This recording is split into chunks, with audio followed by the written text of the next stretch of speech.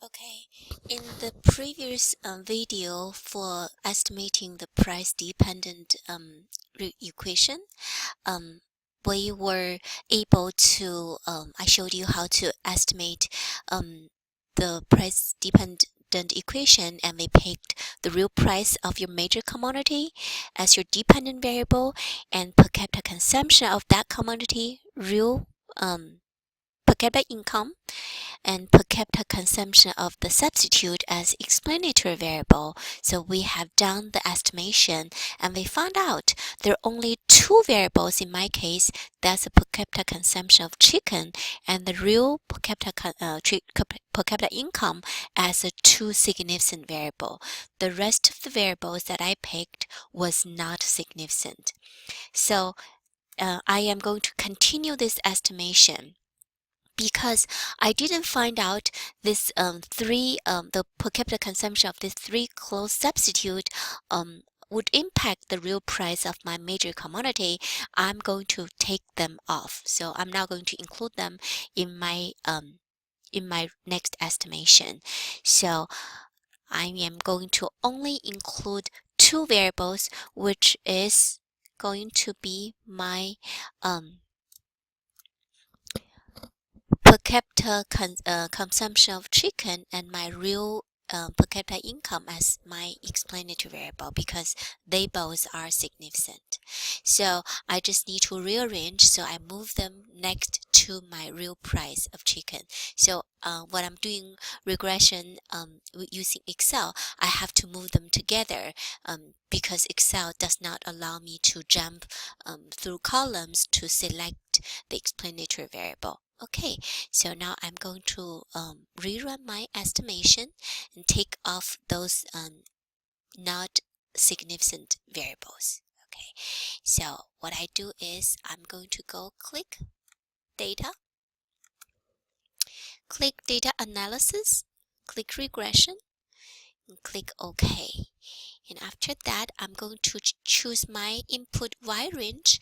In my case, my Y range is my real per capita consumption of chicken. And I'm just going to include the title of the column and all the numbers in the column. Okay, so if you take a look and you see that I'll include all the numbers in my column. And then I'm going to include my explanatory variable. Previously, I'll include all of them, but I found out these three are not significant.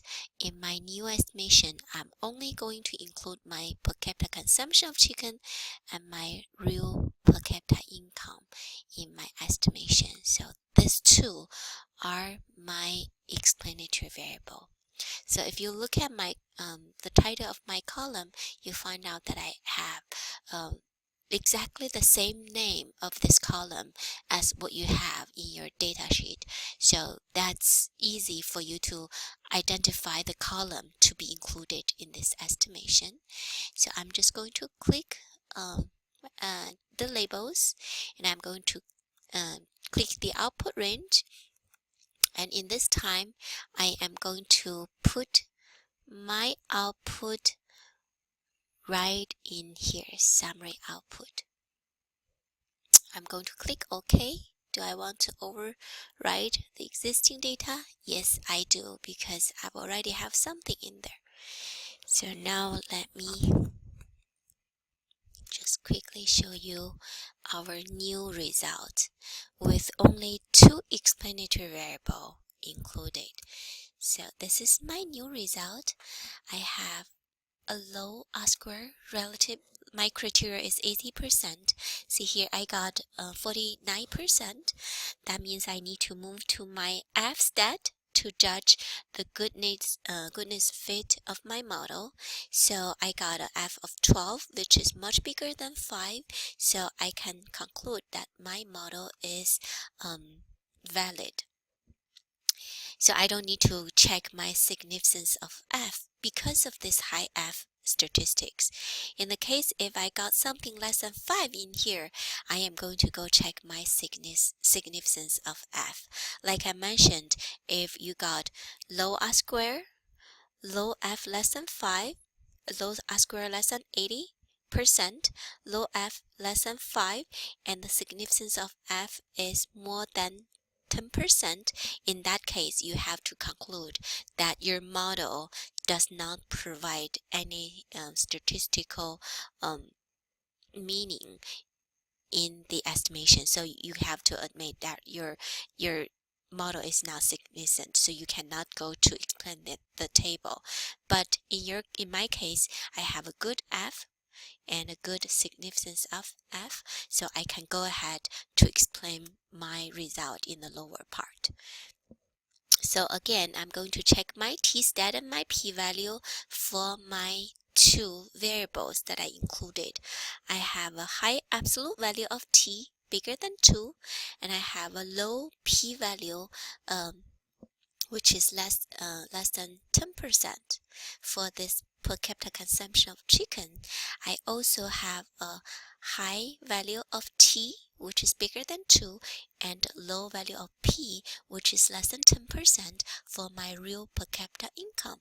So I can conclude that these two variables are still good. After I take off that 3 per capita consumption variable for the close substitute, I found out my per capita consumption of chicken and my real per capita income does has a statistically significant impact on my real price change of chicken. So if you look at my coefficient for my per capita consumption of chicken, I got a negative number. This is under my expectation. I was expecting this number to be negative. This is because I want a negative relationship between per capita consumption, or in this case Q, or quantity, and my real price of the commodity. That's definitely the downward sloping demand curve, and we found out the price would go down when quantity would go up, and when quantity go up, the price would go down. So there is a negative relationship between price and quantity demanded. So that's how this negative sign means, and that is exactly what I expected. And I also find out a positive coefficient for real income. That means when income goes up, consumers are willing to pay more for chicken. So this is the meaning of these two coefficient. And in the next, I am going to look at how to recover my real price when the coefficient are decided. So in my case, this is my finalized model, and I'm going to use these two coefficients to explain the price change of chicken. I'm not going to use the previous estimation because some of the variables were not significant. So my finalized model is going to be this is going to be only include per capita consumption of chicken and the real per capita income of chicken. Okay, so that's the second video for estimating the price dependent equation. Thank you.